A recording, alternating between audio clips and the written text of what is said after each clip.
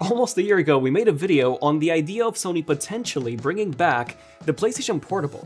And that video was more of a what if and how. We explored multiple ways in which Sony could bring back the PSP, such as releasing a Nintendo Switch/Steam Deck competitor, as well as releasing a cloud gaming variant of the PSP. And we even made a concept to showcase all of those ideas. But that's all they were.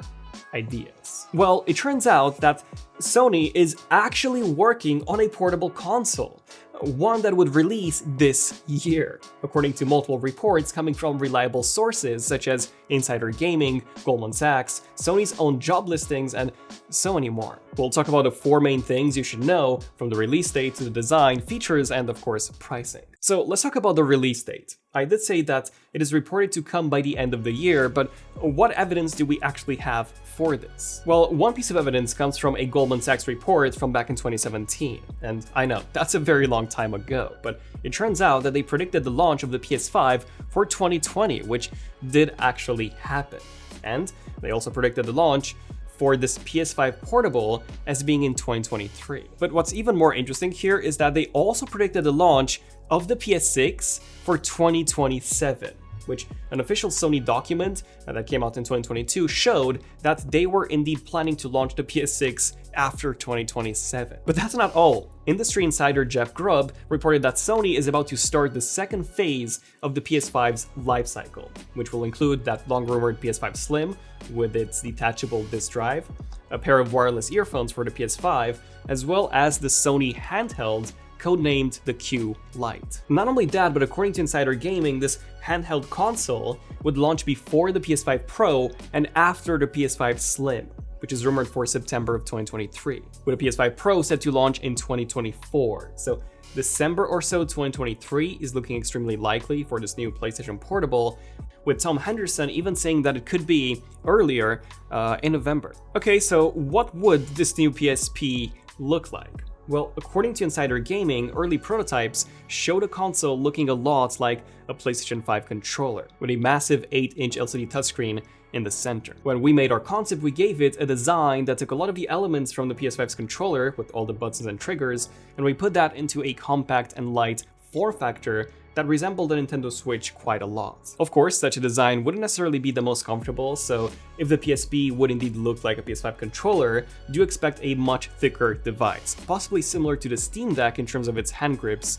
However, such a design will of course be way more comfortable. I'm also quite glad to hear about that 8-inch display, as all the other competitors, such as the Switch, the Steam Deck, and the Neo Next, and many others, have 7-inch displays. So let's talk about features. What would make this new PSP unique from the competition, and most importantly, succeed in a place where the Vita failed? Well, unlike most other handhelds, this new PSP is reported to have adaptive triggers with haptic feedback, making this the first on a portable console. Now, it won't be the first with haptic feedback, as the Switch also has this in its Joy-Cons, but Sony's levels of haptics would be far more advanced, given how impressive the PS5's DualSense and the PSVR 2's are. So that's the first one. The second feature that you should know about, and this is definitely going to be the most controversial, and that is the fact that this console would be a streaming-only console. I repeat, a streaming-only console, which means that you will constantly need to have an internet connection to be able to use it. Not only that, but it doesn't seem likely that you'll be able to stream PS5 games from Sony servers, at least not initially, and instead, it will use remote play exclusively. Meaning that in order to be able to use this new PSP, you will not only need a PS5 at home, but you would also need to have a fairly decent internet connection at home and wherever your PSP is. So yeah, this is indeed a very major downside, as you can already use remote play from your laptop, tablet, or phone. In fact, Sony even partnered recently with Backbone to release the Backbone 1, a licensed controller for your smartphone. That looks very similar to a PS5 controller and allows you to play your favorite games from your PS5 via PlayStation Remote. So this new PSP won't be that much different from the Backbone 1, aside from haptic feedback on the triggers, haptic feedback in general, and the built-in display, which is very disappointing. However, on the upside, you would be able to play the full PS5 catalog of games, whereas if Sony had released a dedicated PSP console, they would have had to make specific games for it which at the end of the day was the main reason why the Vita failed. And even if they hadn't made any specific games for it, but instead limiting you to PS4 only games, something that we actually touched upon in our last PSP video, that the current hardware that's inside the Steam Deck and the Neo consoles is actually very similar to the original PS4 in terms of performance. But even if they had done that, it would have limited the lifespan of the console, with Sony now, moving away from the PS4 games. So yeah, the streaming method is definitely more future-proofed. Also, according to Insider Gaming, the console would be streaming games in 1080p at 60 frames per second, which means that its display would indeed be 1080p as opposed to 720p, which is what we traditionally have in handheld gaming devices. So I guess this would be a plus. Now, I personally don't mind streaming as long as it works well. I've used the PS Remote app a number of times on my phone and my MacBook, and unfortunately, it never really worked quite well. The performance was good, although I could always perceive a delay from, me pressing the button and the action being executed on the screen. But the thing is, the main issue was not the performance, but the video compression, which always looked very fuzzy, like, the bitrate was quite low even when I had a good internet connection, and the colors always looked very washed out for some reason. So yeah, I wasn't really a fan. So I do feel like PlayStation Now support would be crucial for this console. That way you would be able to stream PS3 and PS4 games directly from Sony servers without the need to own a PS5 and also have a fast enough connection at home. Although I do believe that Sony does really need to add PS5 games to the PlayStation Now catalog for this to work well. And I also hope that they do give it a SIM card slot, or at least eSIM support, as it being able to connect to cellular would be extremely crucial as well. Like, imagine you going to a park and wanting to play some games on it, but there is no Wi-Fi network nearby. And sure, you can always create a hotspot from your phone, but as we all know, hotspotting drains the battery extremely fast. So now let's talk about pricing. How much would Sony's new PSP actually cost? Well, first of all, I should mention that it might not even be called a PSP. In fact, the codename for this, like I said before, is Q-Lite. Yeah, a very odd codename, I should say. And I wouldn't even be surprised if it ends up being not a PlayStation product, but instead a Sony InZone product. Sony has this InZone line of accessories that works really well with both PC and PlayStation 5. They look like PS5 accessories, but they're not PlayStation branded. So yeah, Sony could take a similar approach, and in that case, the price would also be lower.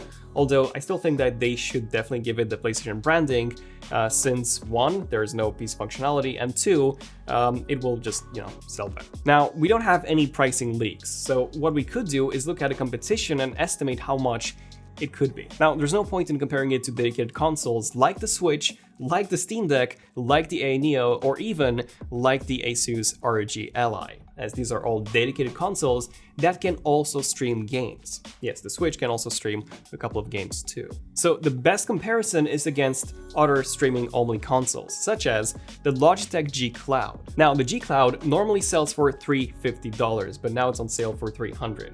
However, the G Cloud can also stream from GeForce Now, as well as from Xbox xCloud, from Steam Link, whereas this new PSP would only be able to stream from your PS5 via the PS Remote app, and maybe PS Now if we are lucky. Not only that, but to get the PS Now streaming service, you currently need to be subscribed to the premium tier of PlayStation Plus, which costs $18 a month. So realistically, this would need to be around $200 to $250 at the very most.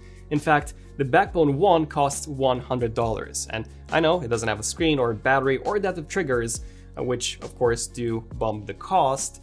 It does allow you to play Xbox and Steam games as well, so that might actually be a better option for you than this new PSP console. In fact, Tom Henderson, who wrote the Insider Gaming article, said on a podcast that he too believes the price to be around $200. The only question now is, would you pay $200 for such a handheld that can only stream from your PS5 and maybe PS3 and PS4 games from PlayStation Now, or would you rather pay half for the controller attachment, like the Backbone 1, that you'll be able to use, with your phone, and also be able to play Xbox Cloud games, Steam games, GeForce Now games, as well as local games from your Android or from your iPhone? I definitely know which one I would pick, but yeah, let me know in the comments, and if you do want to get the Backbone 1, feel free to tap on these YouTube shoppable cards down below. I'm Daniel, Team ZONEofTECH, and I'll see you guys in the next one. ZONEofTECH, signing out.